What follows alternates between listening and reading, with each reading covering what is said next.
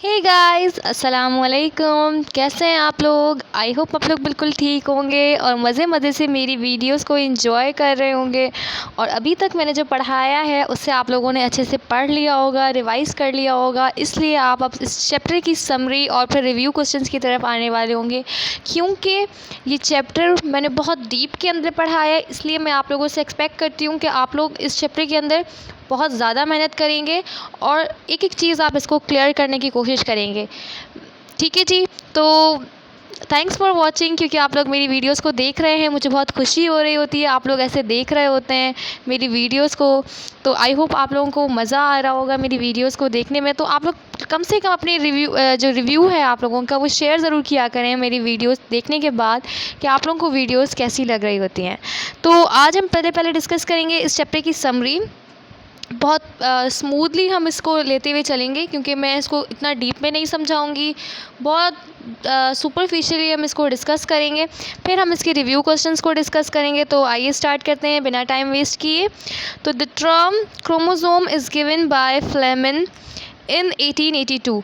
तो वेल्टर फ्लेमिन नाम का हमारे पास एक साइंसदान था, ठीक है। उसने ये जो वर्ड क्रोमोसोम है ये उसने दिया था 1882 के अंदर। इसने एक ये टर्म दिया कि भाई क्रोमोसोम नामी भी कोई चीज़ है, ठीक है। तो कब दिया था? 1882 में दिया था। दिया किसने था? वेल्टर फ्लेमिन ने दिया था, ठीक है जी। सो अब ये क्रोमोसोम जो उसने नाम दे दिया, ये किस चीज़ को नाम दिया था ये भी जानना ज़रूरी है। तो ये थ्रेड लाइक बिल्कुल धागे के जैसे ये स्ट्रक्चर्स थे, ठीक है, जो कि कब अपीयर हो रहे थे? जब सेल डिवीजन हो रही थी, ठीक है। और सेल डिवीजन के हमारे पास कौन कौन से फेजेस थे? एम फेज था, ठीक है, जिसके अंदर माइटोसिस हो रही थी या फिर मियोसिस हो रही थी, ठीक है। ये किससे बने हुए थे? क्रोमेटिन मटेरियल से बने हुए थे, ठीक है। क्योंकि ये सेल डिवीजन से पहले क्या था? एक क्रोमेटिन नेटवर्क था, क्रोमेटिन मटेरियल था जो कि कंडेंस होकर क्रोमोसोम बन रहा था, ठीक है। तो ये क्या है कि ये स्पेसिफिक नंबर में होते हैं, ठीक है, कि एक पर्टिकुलर नंबर है ये इसमें ही होने चाहिए। अगर ह्यूमन के अंदर 46 हैं तो ये 46 ही होने चाहिए। अगर इससे नंबर इंक्रीज़ या डिक्रीज़ हुआ तो वो क्या करेगा? एबनॉर्मलिटी को जनरेट करेगा। फ्रॉग के अंदर 26 होते हैं तो 26 ही होने चाहिए। अगर कम या ज़्यादा हुआ तो वो क्या करेगा? एबनॉर्मलिटी को जनरेट करेगा। पी प्लांट के अंदर 14 होते हैं तो 14 ही होने चाहिए। अगर नहीं हुआ तो क्या करेगा? एबनॉर्मलिटी को जनरेट करेगा। So chromosomes are made up of DNA and histone protein. मैंने आपको ये बात भी बताई थी कि जो क्रोमोसोम्स होते हैं वो बेसिकली किससे मिलकर बने हुए होते हैं? डीएनए से बने हुए होते हैं और प्रोटीन से बने हुए होते हैं।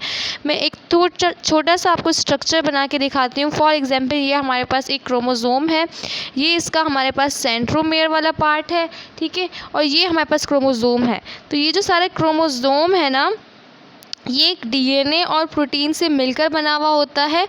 और इस डीएनए का एक छोटा सा सेक्शन हमारे पास क्या कहलाता है? जीन कहलाता है, ठीक है जी। फिर हमारे पास क्या है? मैंने ये थोड़ा सा इसको रिमूव करना पड़ेगा ताकि मैं आपको समझा सकूं। सो हमारे पास 4 टाइप्स के क्रोमोसोम होते हैं। ये हमने इसके स्ट्रक्चर और फंक्शन के अंदर हमने देखा था कि हमारे पास 4 तरह के क्रोमोसोम्स होते हैं। मेटासेंट्रिक, सब मेटासेंट्रिक, एक्रोसेंट्रिक जिसे हम सब टीलोसेंट्रिक भी कहते हैं, और टीलोसेंट्रिक। किस बेस पे हमने इनको डिवाइड किया था? इनके पास जो सेंट्रोमेयर मौजूद होता है इसकी बेस पर हमने इनको डिवाइड किया था, ठीक है। मेटासेंट्रिक के अंदर हमारे पास इक्वल आर्म्स थी। सब मेटासेंट्रिक के अंदर हमारे पास क्या थी? एक छोटी आर्म थी, एक बड़ी आर्म थी। एक्रोसेंट्रिक के अंदर एक बिल्कुल छोटी सी आर्म थी और एक बहुत बड़ी आर्म थी। और टीलोसेंट्रिक के अंदर सिर्फ एक ही आर्म थी, सेंटर में बिल्कुल एंड पर अटैच था, ठीक है। तो sequence of changes occur between 2 successive cell divisions is called cell cycle. तो हमने कहा था कि जो भी चेंजेस आ रही होती हैं 2 सेल डिवीजन्स के दरमियान में, उसको हमने सिंपली सेल साइकिल कहा था। सेल साइकिल को हमने इंटरफेज और जो सेल डिवीजन वाला एम फेज था उसमें हमने डिस्कस किया था। इंटरफेज की फर्दर 3 टाइप्स थी। फिर एम फेज के अंदर हमने कहा था या मियोसिस होगी या माइटोसिस होगी, जो भी होगी। कैरियोकाइनेसिस एंड साइटोकाइनेसिस के मेन डिवीजन्स होंगे। और फिर कैरियोकाइनेसिस के अंदर फर्दर 4 स्टेजेस थी हमारे पास, prophase, metaphase, anaphase and telophase, ठीक है जी। फिर हमने कहा कि सेल साइकिल को हमने क्या किया था? 2 फेजेस के अंदर डिवाइड किया था। ये यहाँ पे भी यही लिखा हुआ है, सेल डिवीजन और इंटरफेस, ठीक है। इसको मैं थोड़ा ऊपर कर लूँ ताकि मुझे दिख सके, ठीक है जी। सो सेल डिवीजन एंड इंटरफेस। फिर इंटरफेस के अंदर हमने क्या डिस्कस किया था कि इसके अंदर 3 सब स्टेजेस होती हैं या सब फेजेस होते हैं, G1, S एंड G2, ठीक है जी। फिर माइटोसिस हमारे पास क्या थी? वो सेल डिवीजन की टाइप थी। इसके अंदर था क्या? जो हमारे पास पेरेंट सेल था वो 2 डॉटर सेल्स बना रहा था, लेकिन जो क्रोमोसोम का नंबर था वो पेरेंट सेल के अंदर जो था वही सेम एग्जैक्टली वही क्रोमोसोम का नंबर डॉटर सेल्स के अंदर था। मियोसिस क्या थी, वो भी सेल डिवीजन की टाइप थी, लेकिन इसके अंदर क्या था, जब एक सिंगल सेल हमारे पास डिवाइड कर रहा था तो वो 4 डॉटर सेल्स बना रहा था और क्रोमोसोम का नंबर भी चेंज हो रहा था। कैसे चेंज हो रहा था, जो पेरेंट सेल के अंदर था डॉटर सेल के अंदर वो हाफ हो जा रहा था। इसी तरह से in animal meiosis takes place in germ cell. मैंने आपको ये भी बताया था कि एनिमल्स के अंदर क्या होता है कि मियोसिस जो होती है वो जर्म सेल्स के अंदर होती है, ठीक है, जो कि रिप्रोडक्टिव सेल्स होते हैं। इसी तरह से प्लांट्स के अंदर जो हमारे पास मियोसिस होती है वो होती है स्पोर मदर सेल्स के अंदर, ठीक है। तो जर्म सेल से जो हमारे पास क्या होते हैं, गैमेट्स बनते हैं और इसी तरह से स्पोर मदर सेल से हमारे पास स्पोर्स बनते हैं, ठीक है जी। तो मियोटिक एरर क्या है, वो हमारे पास ऐसे होमोलोगस क्रोमोसोम्स जो होते हैं, जब हमने देखा था कि हमने मियोसिस कंप्लीट डिस्कस की थी, तो अगर क्या हो जाए कि वो जो हमारे पास जो होमोलोगस पेयर ऑफ क्रोमोसोम्स होते हैं, अगर वो क्या हो जाए, सेपरेट ना हो सकें, उनका सेपरेशन का जो पार्ट था कि वो एक एक सेल के अंदर सेपरेट होके जा रहे थे, तो वो अगर फेल हो जाए, वो ना हो, तो क्या हो जाएगा, वो एबनॉर्मलिटी को जनरेट करेगा और इससे हमने कहा था कि ये नॉन डिसजंक्शन है, ठीक है। इसकी वजह से क्या हो सकता है, abnormal number of chromosomes produce होंगे और या तो वो एक ज़्यादा क्रोमोसोम पैदा होगा या एक कम पैदा होगा, ठीक है। ज़्यादा या कम होने की वजह से क्या होता है, जो हमारे पास ऑफ स्प्रिंग्स आएंगे अगर उन क्रोमोसोम्स के फ्यूज़ होने की वजह से या उन गैमेट्स के फ्यूज़ होने की वजह से जिनके अंदर एबनॉर्मल नंबर ऑफ क्रोमोसोम्स हैं या ज़्यादा हैं या कम हैं, तो वो क्या करेगा, एबनॉर्मल ह्यूमन बीइंग को या फिर एबनॉर्मल ऑफ स्प्रिंग को प्रोड्यूस करेगा। वो प्लांट्स में भी ऐसा होता है, एनिमल्स में भी ऐसा होता है, बट हम मेनली इसमें अंदर ह्यूमन बीइंग्स को ही लेते हैं, ठीक है। सेल डेथ क्या होती है, सेल डेथ हमारे पास 2 तरह से होती है, हमने देखा था, या तो एपोप्टोसिस होती है या नेक्रोसिस होती है, ठीक है। एपोप्टोसिस हमारे पास क्या है, एपोप्टोसिस हमारे पास ऐसी प्रोग्राम्ड सेल डेथ होती है कि सेल को पता होता है कि आपने मरना है, ठीक है, उसको बताया जाता है कि यहाँ से आपने मर जाना है। जैसे मैंने आपको आरबीसीज की एग्जांपल दी थी, वो एवरी 120 डेज़ के बाद क्या होते हैं, डिस्ट्रॉय हो जाते हैं। जैसे मैंने आपको ये भी एग्जांपल दी थी कि हमारे जो फिंगर्स हैं उनके दरमियान में क्या होता है, स्पेस है, तभी आप इजीली फिंगर्स को मूव कर सकते हैं, आप इनकी अबडक्शन एंड एडक्शन कर सकते हैं। अब अबडक्शन एंड एडक्शन क्या, उसकी हम डिटेल में नहीं जाते। फॉर एग्जांपल आप अपने हाथ को खोल सकते हैं एंड बंद कर सकते हैं, ठीक है। बंद करना मतलब फिंगर्स को करीब लेकर आना और फिंगर्स को खोल देना, ठीक है। तो ये कैसे, क्योंकि बीच में गैप नहीं है, दैट्स वाई आपकी एक एक फिंगर क्या है, प्रोमिनेंट है। अगर इनके अंदर गैप ना प्रोड्यूस हो, 2 फिंगर एक दूसरे के साथ चिपकी हुई अगर आपकी पैदा होते तो ऐसी होती, खुदा न खास्ता, तो ये क्या है, एबनॉर्मलिटी है। तो इसलिए यहाँ से सेल्स का मर जाना ही बेहतर होता है, ताकि वो सेल्स वहाँ से मर जाएं और आपकी जो फिंगर्स हैं वो सेपरेट हो जाएं और आप उनसे इजीली अपने काम ले सको, ठीक है जी। इसी तरह से क्या होता है, हमारे पास नेक्रोसिस क्या होती है, नेक्रोसिस हमारे पास क्या होती है, एक्सटर्नल फैक्टर की वजह से होती है। कोई इंजरी होती है, कोई ट्रॉमा होता है या कोई चोट लग जाती है आपको, तो वहाँ पर क्या होती है, इन्फ्लेमेशन कॉज हो जाती है। इन्फ्लेमेशन की मैंने आपको साइंस बताई थी कि वहाँ पे आपको थोड़ा सा गरम गरम फील होता है, वो एरिया जो होता है वो रेड हो जाता है, वहाँ पर आपको पेन फील होता है, ठीक है। और जो होता है वो थोड़ी सी स्वेलिंग हो जाती है वहाँ पर। तो ये चीज़ें बस इन्फ्लेमेशन के अंदर आ जाती हैं। तो ये जो इन्फ्लेमेशन है वो हमें बस किस में आ जाती है, नेक्रोसिस में आ जाती है, क्योंकि ये एक्सीडेंटल सेल डेथ होती है। सेल को खुद भी नहीं पता होता है कि मैं मरने वाला हूँ और बाय मिस्टेक एक्सटर्नल फैक्टर की वजह से क्या हो जाती है, इंजरी की वजह से सेल डेथ हो जाती है। तो ये हमारे पास कुछ समरी थी, आई होप आप लोगों को ये समझ आई होगी। अब मैं आती हूँ इनके रिव्यू क्वेश्चंस की तरफ। इनको समझ के आपने पढ़ना है। तो review questions, encircle the correct answer, which process involves mitosis. गौर से एक एक ऑप्शन को देखना है, फिर जो आपको सूटेबल ना लगे उसको हम कट करते जाएंगे, फिर जो सूटेबल लगेगा उसको हम टिक कर देंगे, ठीक है। ध्यान से देखिएगा। अब इनमें से कौन कौन से प्रोसेसेस हैं जो माइटोसिस में होते हैं। तो क्या रिडक्शन हमारे पास माइटोसिस में होता है, नहीं होता है, वो तो मियोसिस में होता है। तो पहला ऑप्शन हमने इधर ही कट कर दिया। सेकंड है ग्रोथ, हाँ माइटोसिस ग्रोथ करवाती है, हमारे टिश्यूज़ या सेल्स को रिपेयर करवाती है, ठीक है। और एसेक्सुअल रिप्रोडक्शन भी मैंने आपसे कहा था, जो लोअर एनिमल्स होते हैं स्पेशली जो एक्वेटिक ऑर्गेनिजम्स होते हैं उनके अंदर एसेक्सुअल रिप्रोडक्शन भी करवाती है। तो ये ऑप्शन हो सकता है, इसको भी रखते हैं, या तो बी हो सकता है। फर्दर आगे ऑप्शन भी देखना ज़रूरी है, सारे ऑप्शन को ध्यान से पढ़ना ज़रूरी होता है, ठीक है। फिर ग्रोथ, फिर रिडक्शन फेज़ आ गया। रिडक्शन कहाँ से आ गया, रिडक्शन फेज़ तो हमारे पास किस में होता है, मियोसिस में, वेरी नाइस। तो ये भी नहीं हो सकता। सी ऑप्शन क्या था, growth, repair and semi conservative replication. Semi conservative replication तो हमने पढ़ी ही नहीं है, तो ये कैसे हो सकती है, नहीं पढ़ी ना। वैसे मैंने खुद से पढ़ी हुई है, तो अभी तो मैं आपकी लेवल पे आके आपको जवाब दे रही हूँ ना, तो इसलिए ये भी नहीं हो सकता इसका ऑप्शन। तो हमारे पास इसका जो राइट ऑप्शन है वो क्या हो गया, बी हो गया। फिर है हमारे पास MCQs number 2, what occur in metaphase of mitosis. Metaphase जब होती है, ठीक है, तो उनके अंदर माइटोसिस में क्या हो रहा होता है। तो हमने देखा था मेटाफेज के अंदर क्या हो रहा होता है, जो क्रोमोसोम्स होते हैं वो इक्वेटर पर लाइन करते हैं खुद को।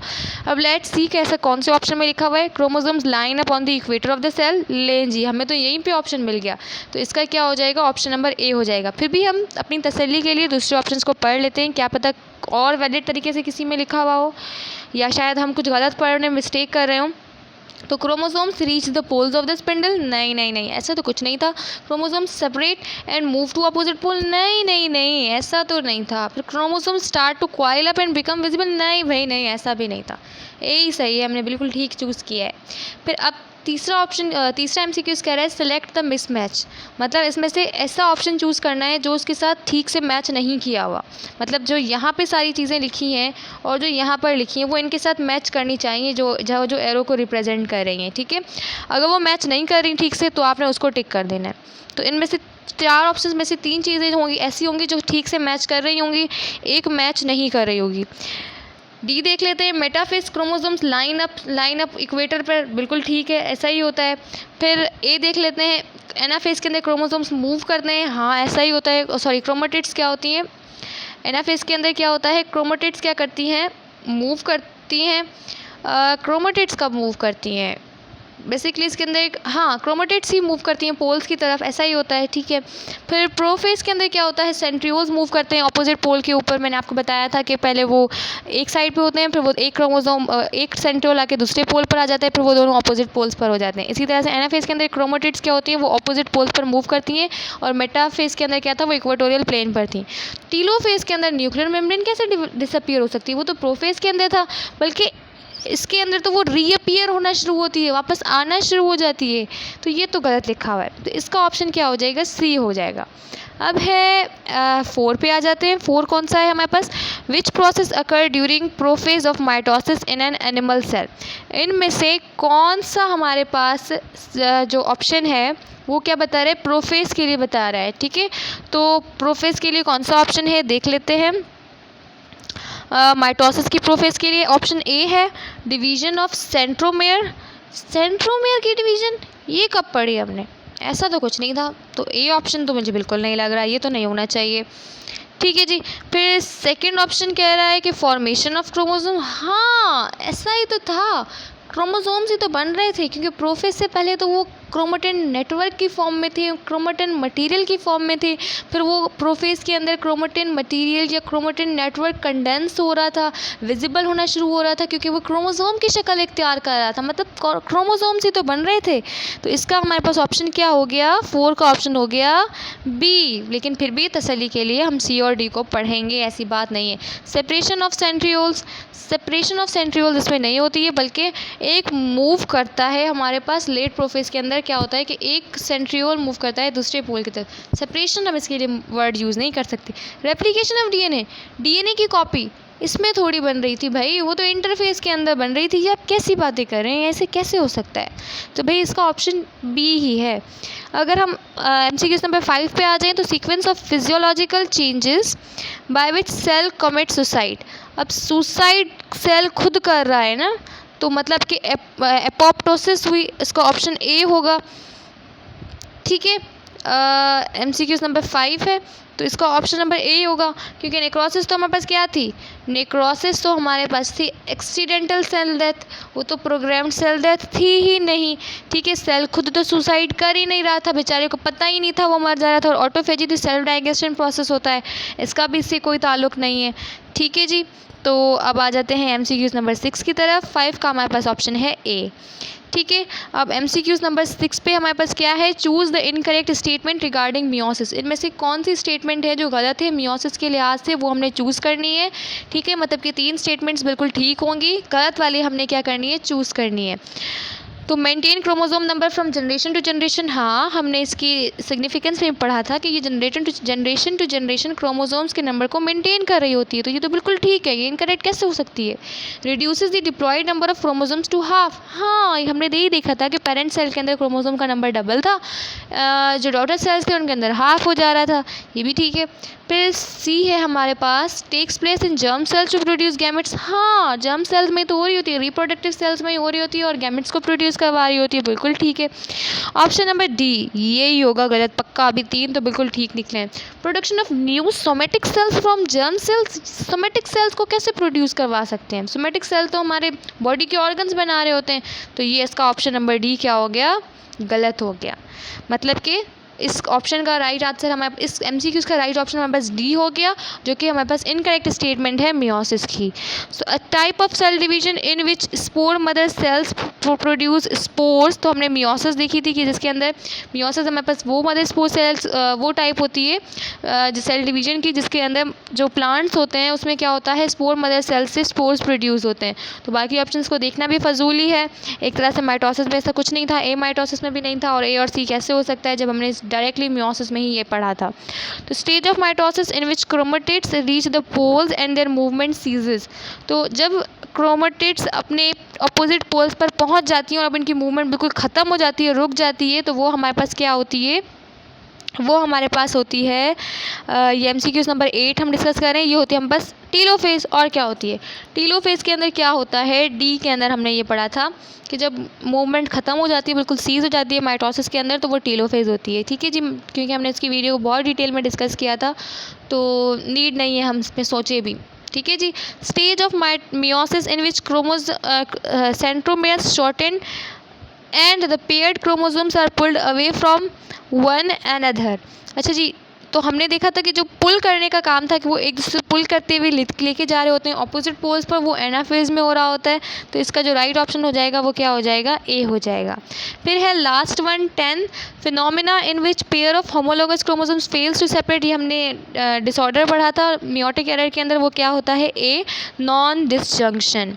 अब हम ब्लैंक्स की तरफ आ जाते हैं, ठीक है। Chromosomes are thread like structures appears at the time of dash, chromosomes कब अपीयर होते हैं, सेल डिवीजन के टाइम पर अपीयर होते हैं, तो इस ब्लैंक पे आप क्या लिखेंगे, सेल डिवीजन, ठीक है। सेकंड है हमारे पास sequence of changes which occur between one cell division and the next, तो हमने देखा था एक सेल डिवीजन से दूसरे सेल डिवीजन के दरम्यान में जितनी भी चेंजेस आ रही होती है वो क्या कहलाती हैं, सेल साइकिल कहलाती हैं, तो is called cell cycle. Third है the two chromatids are attach to each other at, दो क्रोमेटिड्स एक दूसरे से कहाँ पर अटैच हो रही होती हैं, सेंट्रोमेयर के थ्रू अटैच हुई हुई होती हैं, बहुत सिंपल सी बात थी, हमने बहुत अच्छे से इसको डिस्कस किया था। तो थर्ड का क्या राइट हमने लिखना है इसकी ब्लैंक के अंदर, सेंट्रोमेयर, ठीक है। स्पेलिंग्स आपने क्या करनी है, बुक से कंफर्म कर लेनी है, मैं क्योंकि यहाँ लिख नहीं रही हूँ, तो अगर आपको स्पेलिंग में प्रॉब्लम हो तो आप बुक से देख के फिर लिखिएगा। फिर फोर्थ वन है chromosomes in the cell which are similar to each other in shape and size, ऐसे क्रोमोसोम्स जो कि क्या होते हैं, एक दूसरे के साथ सिमिलर होते हैं, ठीक है, और क्या होते हैं, शेप और साइज़ के लिहाज से बिल्कुल एक जैसे होते हैं, उन्हें हम क्या कहते हैं, होमोलोगस क्रोमोसोम्स, ठीक है जी। तो आप यहाँ पे क्या लिख सकते हैं, इस ब्लैंक के अंदर फोर्थ के अंदर लिख सकते हैं होमोलोगस क्रोमोसोम। फिर फिफ्थ पे आ जाते हैं chromosomes with one arm very small and other arm very long, उसको हमने कहा था कि वो एक्रोसेंट्रिक या फिर सब टीलोसेंट्रिक होती है, ठीक है जी। तो आप फिफ्थ के अंदर क्या लिखेंगे, एक्रोसेंट्रिक या फिर सब टीलोसेंट्रिक, या तो स्लैश डाल के दोनों लिख लीजिएगा या कोई सा भी एक लिखेंगे तो भी ठीक हो जाएगा, ठीक है। Chromosomes consist of two genetically identical copies of thread call, अब क्रोमोसोम्स किस पे जो थ्रेड्स होती हैं जो क्रोमोसोम्स की वो बिल्कुल जेनेटिकली आइडेंटिकल होती हैं, मतलब वो क्या होती हैं, बिल्कुल एग्जैक्टली एक दूसरे की कॉपी होती हैं, उन्हें हम क्या कहते हैं, क्रोमेटिड्स कहते हैं, ठीक है। क्रोमेटिड्स, तो हमने क्या कहा कि जो 6 का जो राइट हमारे पास जो ब्लैंक है इसकी वो क्या है, क्रोमेटिड। तो 7 है period of extensive metabolic activity in which cell grow and enzymes are synthesis, तो हमने पढ़ा था कि इंटरफेस की जो सब स्टेज G1 होती है, ग्रोथ 1, उसके अंदर क्या हो रहा होता है कि मेटाबॉलिक एक्टिविटी बहुत ज़्यादा हो जाती है, सेल ग्रो करता है, एंजाइम्स को प्रिपेयर करता है, तो आपने क्या करना है, 7 के अंदर लिखना है G1। फिर है 8 हमारे पास blank in animal meiosis produce animals के अंदर मियोसिस क्या प्रोड्यूस करवा रही होती है, गैमेट्स। और अगर प्लांट्स पूछता है तो हम क्या कहते हैं, स्पोर्स। तो आपने यहाँ पे क्या लिखना है, गैमेट्स लिखना है। फिर है 9 during metaphase homologous chromosomes arrange themselves on the. हमने देखा था मेटाफेज के अंदर क्या हो रहा होता है, होमोलोगस क्रोमोसोम्स खुद को इक्वेटर पर क्या कर रहे होते हैं, अरेंज कर रहे होते हैं। तो आपने लिखा है on the equator of the spindle, ठीक है, ये आपने लिख देना है on the equator of the spindle. On the लिखा हुआ है, फिर आपने क्या करना है, ब्लैंक का लिखना है equator of the spindle. Last को अगर देखें तो cell death which is caused by external factor, तो हमने अभी अभी इसको रिवाइज़ किया है, वो क्या होती है, नेक्रोसिस होती है, ठीक है। तो लास्ट ब्लैंक के अंदर क्या आएगा, नेक्रोसिस। अब इसके कुछ टर्म्स को देख लेते हैं, थोड़ा गाइड कर देती हूँ कि कैसे लिखना है, फिर हम इंशाल्लाह इस वीडियो को एंड करते हैं। कलर चेंज कर लेते हैं, रेड कर लेते हैं। Define the following terms. Pachytene हमारे पास मियोसिस की एक स्टेज थी जिसके अंदर हमने डिस्कस किया था कि क्या क्या हो रहा है, वो आपने लिखना है। साइटोकाइनेसिस हमारे पास क्या होती है, आपने बताना है कि किस तरह से सेल डिवीजन हो रही होती है, साइटोप्लाज्म किस तरह से डिवाइड होता है, प्लांट्स में किस तरह से होता है, एनिमल्स में किस तरह से होता है। एनिमल्स में हमारे पास कॉन्स्ट्रिक्शन डेवलप होती है, प्लांट्स में सेल प्लेट बनती है। फिर बायोवेलेंट्स क्या होते हैं, ठीक है, काइस्मेटा क्या होता है, क्रोमेटिड्स क्या होती हैं, एक दो बीच में से मैं बताती जाती हूँ। क्रोमेटिड्स हमारे पास क्या थी, आइडेंटिकल कॉपीज़ थी हमारे पास थ्रेड लाइक क्रोमोसोम्स की, ठीक है। और काइस्मेटा क्या था हमारे पास, अभी भी जहाँ से वो सेल्स अभी भी जो क्रोमोसोम किसी जिस जगह से अटैच्ड होता है उन पार्ट्स को हमने क्या कहा था, काइस्मेटा कहा था। और ये हमारे पास मियोसिस 1 की प्रोफेज 1 की टाइप के अंदर था, ठीक है। डायग्नोसिस, टर्मिनलाइजेशन, ठीक है। फिर नेक्रोसिस, क्रॉसिंग ओवर, सेंट्रोमेयर, बहुत ही बेसिक चीज़ें, हमने इनको बहुत दफ़ा इन टर्म्स को यूज़ किया। अब आपने सिर्फ एक एक लाइन के हिसाब से इनका नाम लिख लेना है, एक एक डेफिनेशन, मतलब लाइन की डेफिनेशन आपने लिख लेनी है और समझ के अपने ओन वर्ड्स में लिख देनी है, ठीक है। मैं डीप में नहीं जा रही हूँ क्योंकि हम बार बार इनको डिस्कस कर चुके हैं। फिर अगर इनके distinguish between the following in tabulated form, तो टेबुलेटेड फॉर्म क्या होता है हर चैप्टर में मैं आप लोगों को बताती हूँ। इस तरह से आपने क्या करना है, टी शेप आपने जो है वो टेबल बनाना है और एक तरफ आपने एक चीज़ लिखनी है, जैसे प्रोफेज एंड प्रोफेज 1 के अंदर आपने क्या करना है, डिस्टिंग्विश करना है। तो यहाँ पे आपने प्रोफेज लिखा, यहाँ पे आपने प्रोफेज 1 लिखा और फिर यहाँ पे जितने भी डिफरेंसेस इनके दरम्यान में होंगे वो आपने क्या करने हैं, लिख देने हैं, ठीक है जी। इसी तरह से प्रोफेज एंड प्रोफेज 1, फिर prophase and telophase, apoptosis and necrosis, इनके अंदर बहुत बेसिक डिफरेंसेस हैं, कोई इनके अंदर ख़ास बात नहीं है। हाँ, आपको प्रोफेज एंड प्रोफेज 1 के अंदर थोड़ा सा चेंजेस लगेंगी कि ये कैसे डिफ्रेंशिएट हो रहा है। तो मैं आपको बताती हूँ कि जो प्रोफेज होता है वो यहाँ पे माइटोसिस वाला प्रोफेज है, जिसके अंदर हमने early prophase and let prophase का डिस्कशन किया था। और प्रोफेज 1 हमारे पास यहाँ पे मियोसिस 1 का प्रोफेज 1 है, जिसके अंदर हमने क्या डिस्कस किया है, हमने 5 सब स्टेजेस को डिस्कस किया है। तो अब आपको समझ आ गया होगा कि किस तरह से ये हमारे पास डिस्टिंग्विश कर रहे हैं एक दूसरे से। फिर प्रोफेज और टीलोफेज बहुत सारे डिफरेंस होते हैं।